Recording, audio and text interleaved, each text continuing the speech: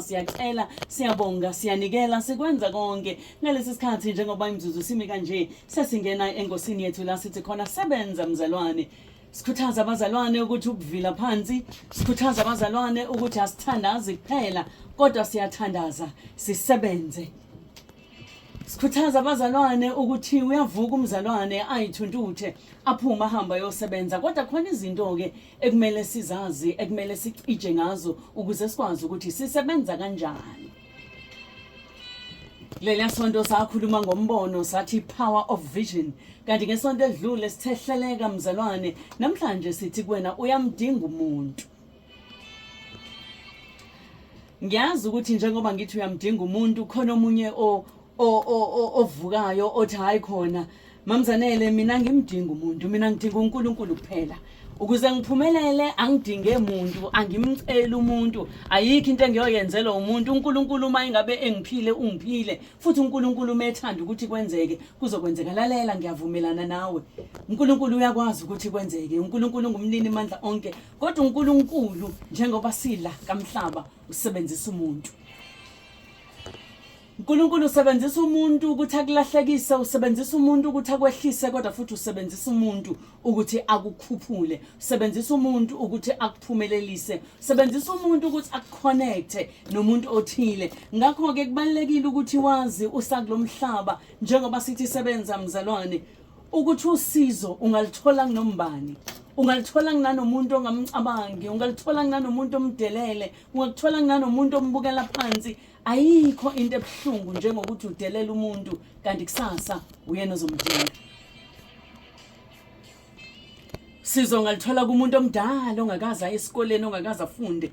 Usizo ngalithola kumama okusizayo ekhaya, uthi usuxakwe yinto enkulu, nemali yakho yonke, unama degrees wonke, kodwa usizo ulithole kumuntu obukade ungacabanga ukuthi ungalithola kuyena.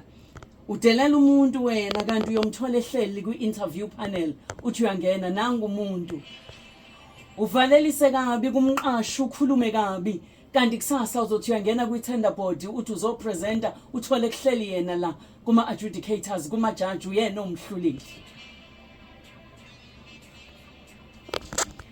Kakhulukazi yokuba sebhizinisini kufanele bazi ukuthi angeke ukwazi ukwenza konke, khona lento esithi uku-outsourcer. Uyamdinga u-accountant, uyamdinga ummeli, uyamdinga u-PR and marketing, uyabadinga abantu abazokwazi ukuthi bayise phambili lento. Kodwa okudlula konke, uma ngabe sibheke encwadini eyingcwele, uyazi khona le ndoda eyayisehlale echibini 38 years, echibini laseBethesda igula. uJesu uyafika uyibuza umbuzo owodwa ukuthi uyathanda yini ukusinda. Impendulo yayo Nkosi yami ingiphatha kabuhlungu kuJohn 5 verse 7, ithi Nkosi anginamuntu. Ngamanye amazwi, Nkosi ngiyathanda ukusinda kodwa ngiswele umuntu. Namhlanje umkhuleko wami, umthandazo wami ukuthi njengoba unetalent uhlele ekhaya, uNkulunkulu akunikeza umuntu.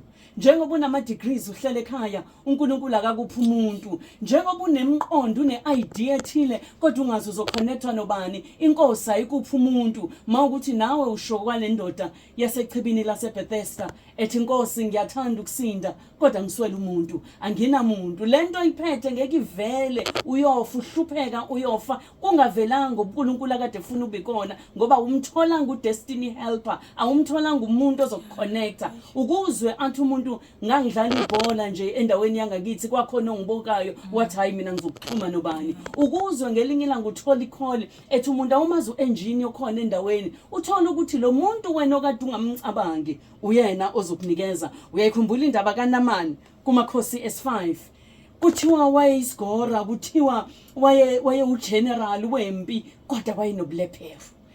General eyisikhulu esikhulu kodwa wayenobulephero, ileprosy engazi ukuthi uzoyiqeda ngani. Thiwa kade bephumile bayolwa, bathumba abantu abathile besizwe esithile. Nansi ingane encane ababeyithumbile isisiza unkosikazi wakhe, ithi hayi ugeneral mina ngiyazi, uma nje ubengaya ngakithi eSamaria ukhona umprofeti ongamsiza. Nangempela wagcineyile, wafika wathola ukusizakala ngengane eyisigqila, eyislave, esiza la ekhaya ebikade ithunjiwe kodwa yamconnecta nomuntu. Uyamdinga umuntu. Ngathi uJehova ngakuphi umuntu engathi uJehova angakuxhumanisa nomuntu, engathi uJehova angaveza ama destiny helpers, kube khona umuntu ozokhuluma ngawe kahle la kuhlangene khona abantu, igama lakho liphathwe kahle, bese uyakwazi ukuthi ungene la ufisa ukufika khona.